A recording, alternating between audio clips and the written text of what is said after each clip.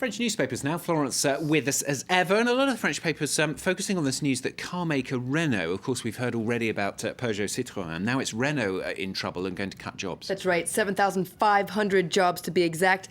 Les Echos, the business paper, says that Renault is tightening the bolt on employment in France. And on the front page you can see all sorts of graphs there that show just how much it's been in decline for the last couple of years. So as you were saying, this comes on the heels of PSA, Peugeot Citroën, that announced last 6 months ago that it was cutting 8,000 jobs. Aujourd'hui en France talks about the meltdown of France's automobile industry. And inside they interview an economist named Eddy Cohen, who says that French car makers, what really the problem is that they missed the boat on globalization. And today they're paying the price of 10 years of bad policies. First of all, France is not as competitive as it was 10 years ago, especially with respect to car makers in Germany, the US, and China, who are all doing quite well despite the crisis. On top of this, production costs are too high in France, and especially French car makers didn't bet enough on emerging markets. And left-leaning Libération, they're quite pessimistic, aren't they, about the future, really? That's right. They say the warning signals are blinking with respect to cars that are made in France.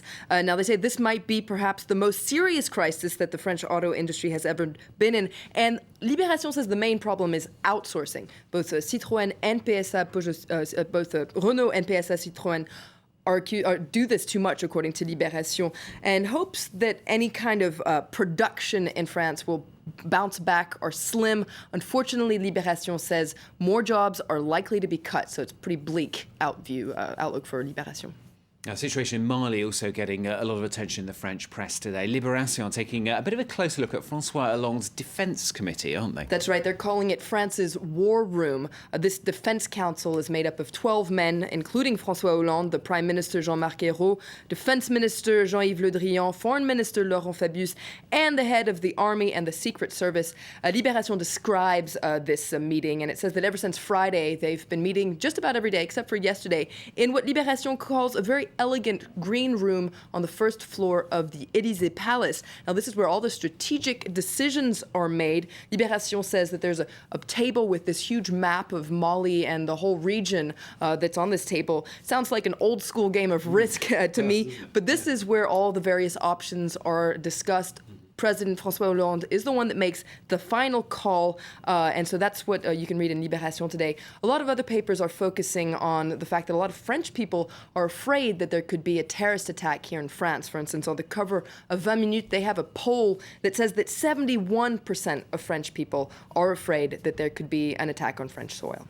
Now, Le Figaro, they're focusing on an extremely bizarre story coming out of the UK from England. It's emerged that senior royals have a secretive power of veto over new laws. That's right. This is a little-known power that these most senior royals have to consent or to block new laws. Now, Le Figaro has an article about this. It says that details of this have emerged after Downing Street lost a battle to keep this information secret. So this information is out now. It turns out that overall at least 39 bills have been subject to this veto. Now, this includes matter of higher education, childcare, etc., but also matters of military action in Iraq and the civil partnership. So the royal family is riding a wave of popularity right now. They could do anything. It seems unlikely that this is going to damage their image because they're so popular right now, especially with this royal baby on the way.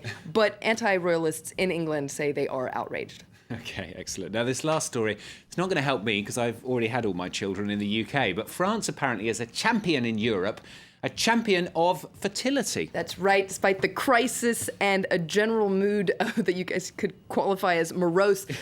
Aujourd'hui en France says there's something to be optimistic about, and that's that France is still making a lot of babies. Now, this comes as the INSEE, so the Statistics Bureau here in France, released the European fertility rates yesterday, and France is on top. 2.1 babies per woman.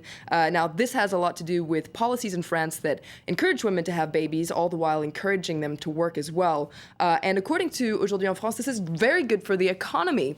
because all these little French babies will one day turn into consumers, and especially they'll be able to pay for everyone else's retirement. Yeah. So welcome, little French babies. Good for nappy companies as well. Yes, at good least. for nappy companies. So yeah, maybe they'll be paying for my retirement one day. We'll have Yeah, to I'm see. sure they probably will. Excellent stuff. All right, thank you very much, Florence Villeneuve, with the press review here on Cronuts Cat. We can't make cars, but we can make babies, apparently. You're watching France 24. Do stay with us. As ever, of course, you can find all the stories we've been covering today on our website. Have a look at that. It is www.france24.com. Awful lot of coverage on there, inevitably, of course, of the latest situation in Mali. You'll find all our reports and exclusives on the website there. And, of course, Lorna, who will be here right after the break. She'll have the very latest coverage for you. So stay tuned for that if you possibly can after the break.